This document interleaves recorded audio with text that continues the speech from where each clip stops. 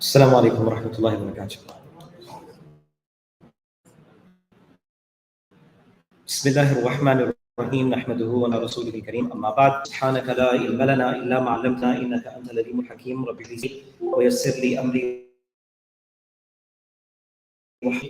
وقطيعة الرحم. We continue our book Riyad-us Saliheen by Imam Nawawi.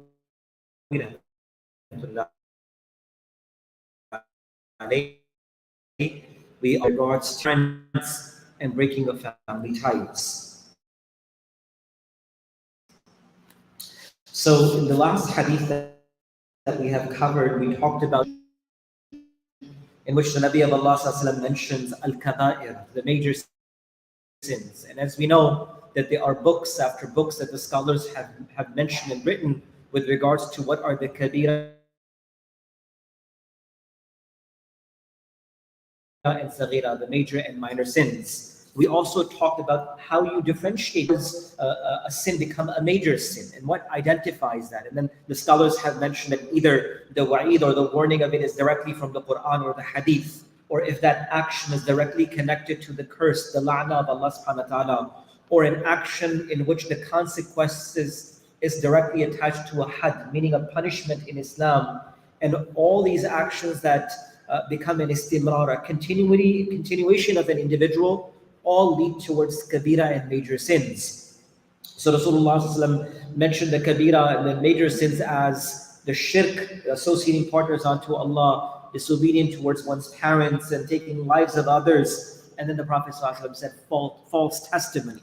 And the hadith that we talked about last time was that Rasulullah was lying down and he got up and he said, Al-Yaminul Ghamus, and he said that so frequently that the Sahaba said we wish that he would stop, as this was affecting them so much that they could not hold themselves. Of course, we continue from that particular chapter, the hadith in which hadith of Rasulullah and Abdullah bin Umar radiyallahu anhu قال من كبائر شتم الرجل والديه قالوا يا رسول الله هل يشتم الرجل والديه قال نعم يسب أبا رجل فيسب أباه ويسب أمه فيسب أمه أو كما قال عليه الصلاة والسلام رواه البخاري ومسلم.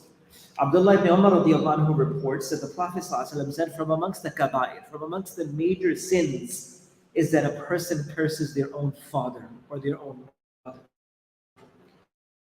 قالوا, collectively as the Sahaba who are sitting down, they said, Ya Rasulullah, how can a person ever curse their own parents? How is that even possible? SubhanAllah. And the time has literally come where we see this, subhanAllah, within the realms of our times. Rasulullah said, Qal, Naam, indeed. And then said, how? And then Rasulullah said, Yusabbu Aba Rajul, that you curse the father of someone and they curse your father in return. And you curse someone's mother and they curse your mother in return. Meaning, in exchange to your conversations with others, the la'na and the curse that you're sending upon others is coming back towards an individual as well. Which means that the actions, and ulama have mentioned that sometimes your actions can become, or your sins can become, reasons of not only yourself, but even those that the people that you surround become a source of the direct, decree of Allah subhanahu wa ta'ala upon an individual. And that's why Rasulullah sallallahu alaihi wasallam recommended the company of the righteous. Because when the rahmah of Allah depends upon the righteous, a sprinkle of khair will also come to those that are surrounding. And may Allah forgive when the evil may descend upon the wrong of an individual, the adhab and the calamity will also surround the individuals as well. So in this particular hadith, Rasulullah sallallahu alaihi wasallam reminded us a few very, very important things. Number one, in conversations and discussions and speaking to others, be careful of our usage in our verbal conversations. As the famous hadith where Rasulullah ﷺ was sitting down with Abu Bakr radiyallahu anh, and a man came and began to curse Abu Bakr radiyallahu anh. And he listened attentively and carefully without saying anything. And a few moments had passed, he said few things exchanged in return to that individual, and Rasulullah ﷺ got up and he left. And at this moment, Abu Bakr radiallahu anhu realized that something has happened. That the Nabi of Allah left as soon as he spoke. So he accompanied the Nabi of Allah and he said, O Prophet, I saw you sitting with me for as long as I was quiet, and then you left. And the Nabi of Allah said, Abu Bakr, there was an angel who was responding on your behalf. And as soon as you began to speak, the angels left and I also left that gathering.